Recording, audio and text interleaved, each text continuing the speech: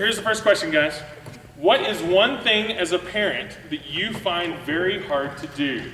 There's value in listening, and so sometimes you have to, it's hard to be patient and listen. Let your child, your son or daughter, tell you the reasons that they didn't live up to the expectation, and it's important to listen. And I haven't always succeeded in that. What's hardest for me as being a parent is first off realizing that parenting isn't about me. It's not about my emotional state.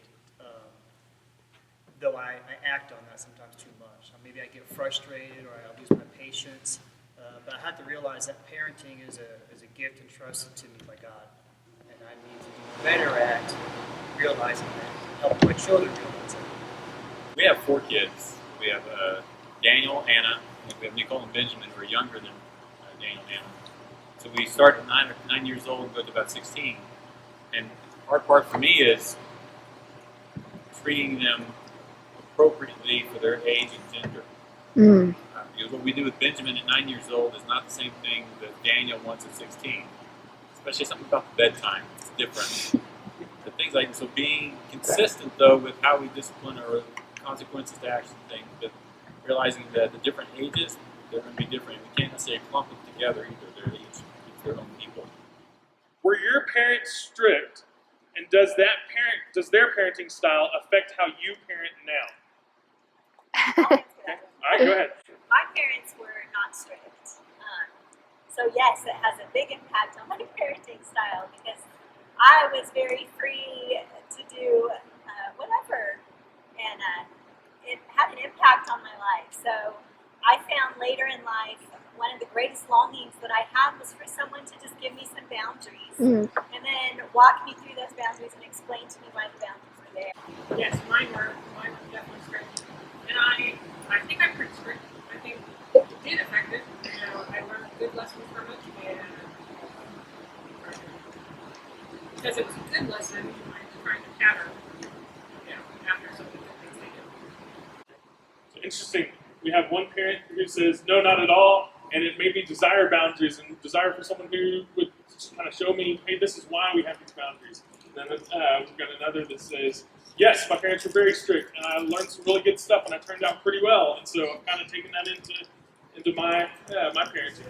Why don't you tell us the reasons behind the decisions you make, but instead, many times, only say, because I said so?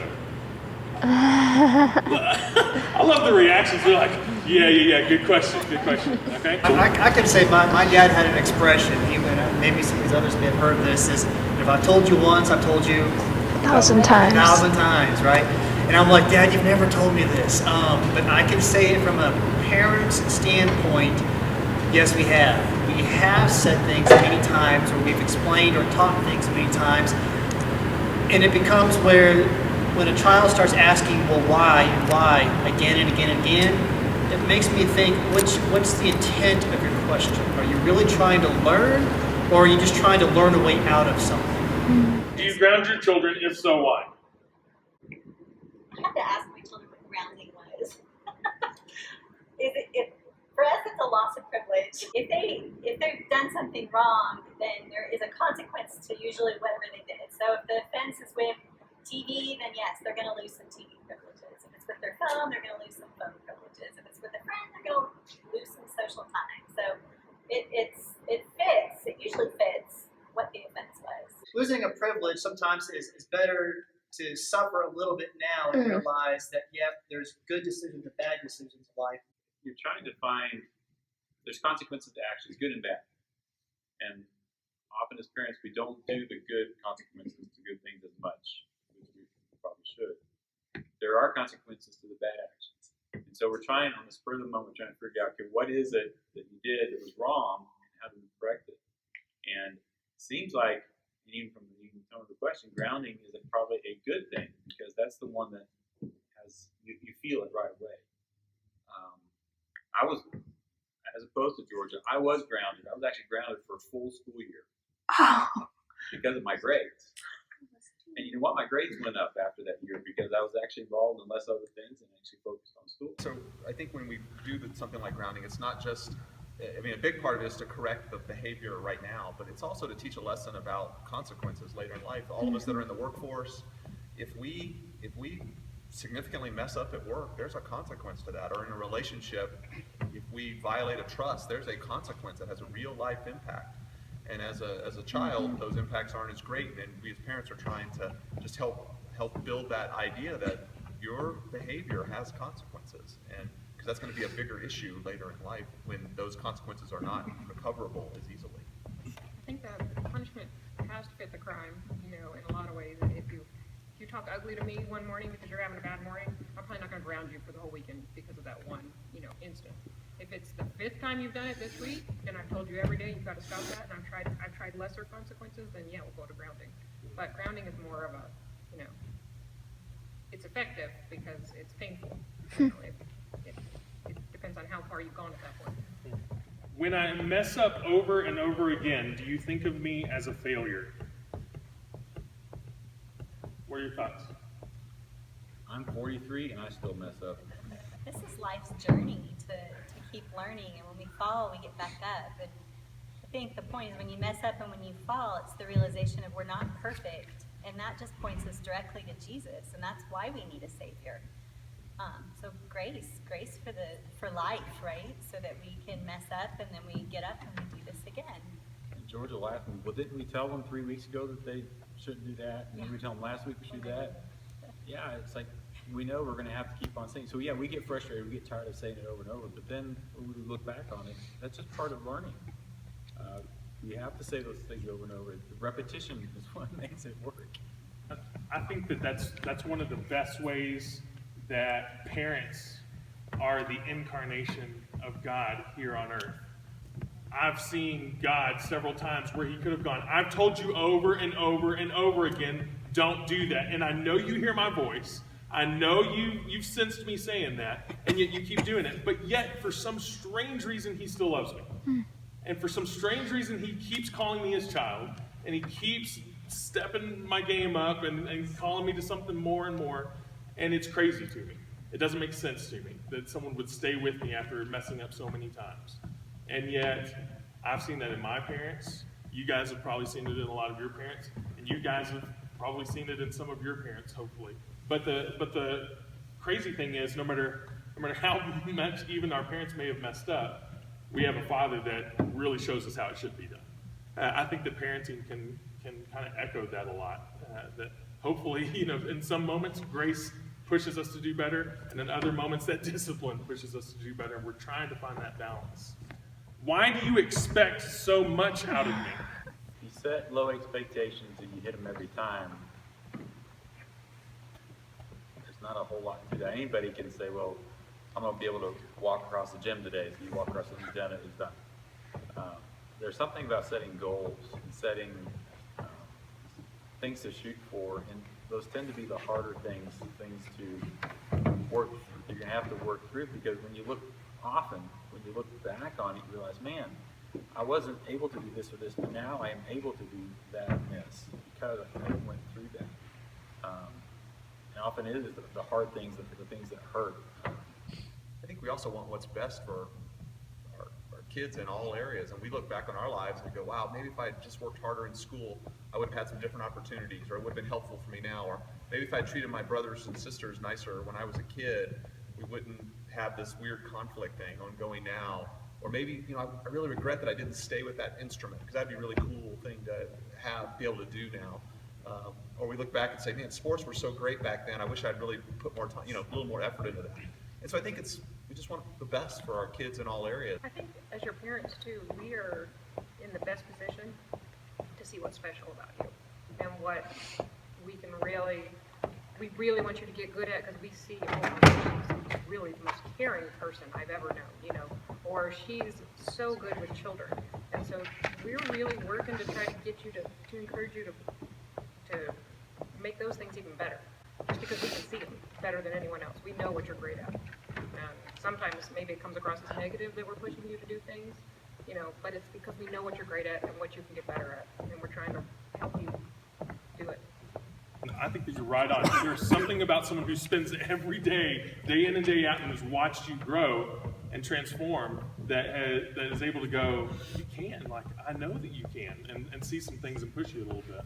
Part of the expectations is to help teach you to get up and keep trying so you can develop those behaviors or patterns or whatever to become successful. If you say that you trust your kids, then why do you sometimes not let them do what they want to do? Trust is, there are age-appropriate levels of trust. And I've been very fortunate with our daughter Allie and our son Chase. They have never violated our trust. If they said they were going to be somewhere or do something, they always were doing those things. And so that's allowed us over time to widen that amount of trust. But, you know, the day Allie got her driver's license, we wouldn't have been okay with her saying, okay, hey, I'm going to drive to Denver tonight and spend the night with this friend you don't know. Okay, in general, I trust her to have good friends, and I trust her to be able to drive across town, but I'm not yet comfortable that you're going to drive on this really difficult road, I-25, where people drive like crazy people. You're going to go a place that I don't know the people, spend the night, and then come back tomorrow. And so it's just age appropriate.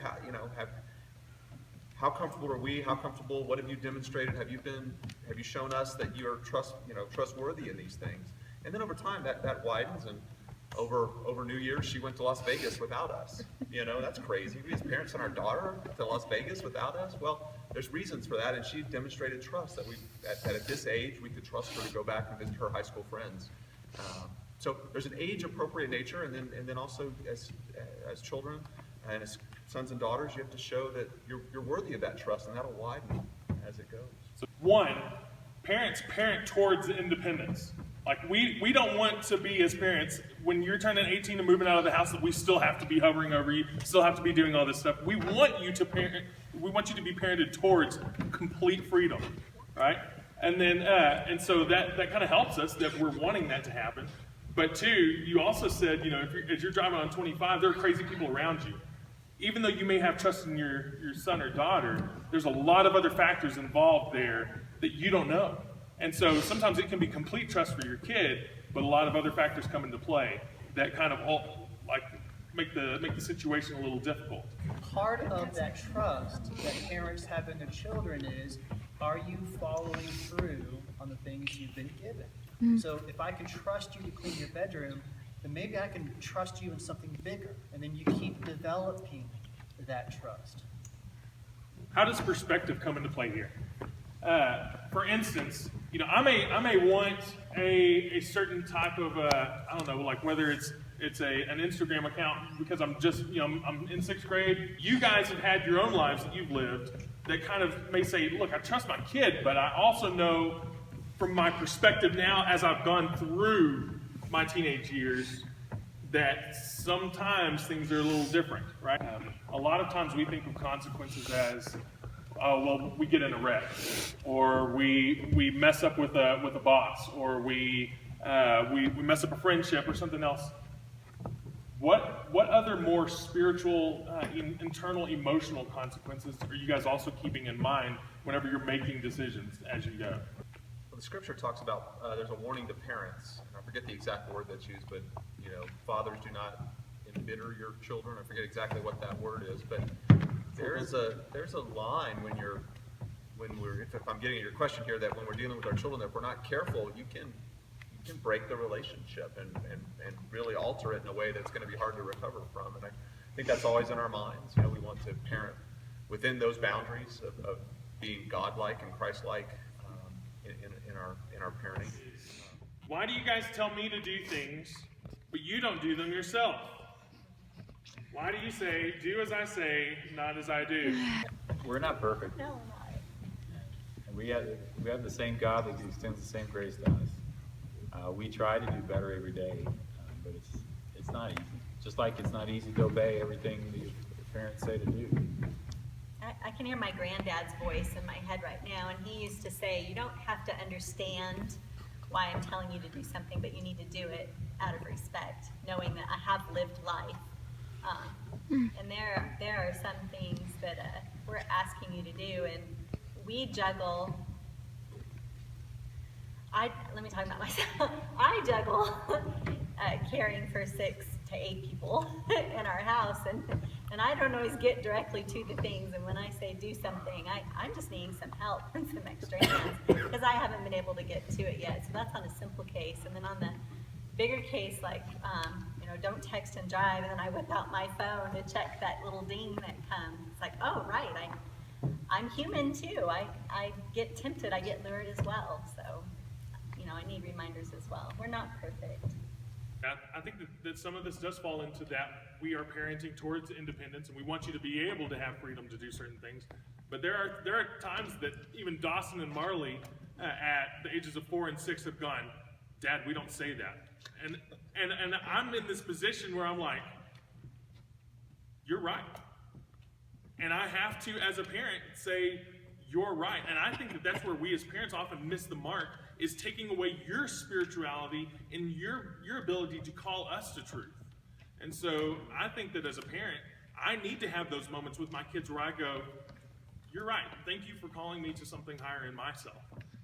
So know that that's okay to do at times. And now, don't do it spitefully, but it's okay to go, I wonder about this, or I want to ask you about this, because there are times where I need to be called out on those things for my kids. Here's the next one. Why do you think age means you're smarter than me? I'll say age doesn't mean that we're smarter as far as IQs and intellects and all that kind of stuff. But we are more educated. We've got more life experiences. We've got more academic experiences. Typically, children aren't usually in charge of things or running things because they just don't quite have the experiences or the education. Doesn't mean that we're smarter. It just means that we've got more to provide until you get to that point. Again, unfortunately, we live in and I totally agree, it's about experience, not about being smarter. But we also live in a culture that doesn't really value our older family members. And I'm told in like a Japanese culture, they really venerate the older people and they listen. And your culture doesn't want you listening to your parents. I mean, that is not what you're reinforced with. And so it's difficult, but I think this is where God asks you to have faith in the authority of your parents and in their wisdom, that they're trying to help you come along the best way possible. Would you concede that there are some areas that teenagers are smarter and understand more than what parents do? And if so, how can that bring value to that relationship? Yeah, we joke in our family that we turn to our kids to help us understand language. There's words that young people use that get into our culture that we use we use the wrong way, and then they think we're old and we don't understand things, and they help us understand those. There's a time for that, and as you grow older and there's trust, we've seen that you have a gift. You talked about knowing their gifts and what they're good at. When we recognize this as parents, absolutely bring. Hey, you come with me because you're good in this area, and I'm volunteering here, and I need your expertise. That's a desired relationship with our children. When we see that within that funnel, they're ready to handle that we as parents should provide those opportunities for you guys. Let you cook breakfast and fix up all that media and drive us to the store when it's time. And to be a part of decision-making processes. I mean, I've watched Todd bring our kids into some decision-making processes lately. My parents never would have done that with me. But because we value how our kids think and the angle that you come from, we want to know. So I think it's important to bring it to the table. But again, packaging and timing and wording, I think having, is it respect behind the tone? When we dialogue and talk with each other, really sets the stage for whether we want to bring you into decisions and let you be a part of things. And when that is present, it is a joy to have you in our conversations and in our lives and in the goings-ons of life. So you guys are very valuable. Don't think just because you've got a parent over you that you don't bring something to the table.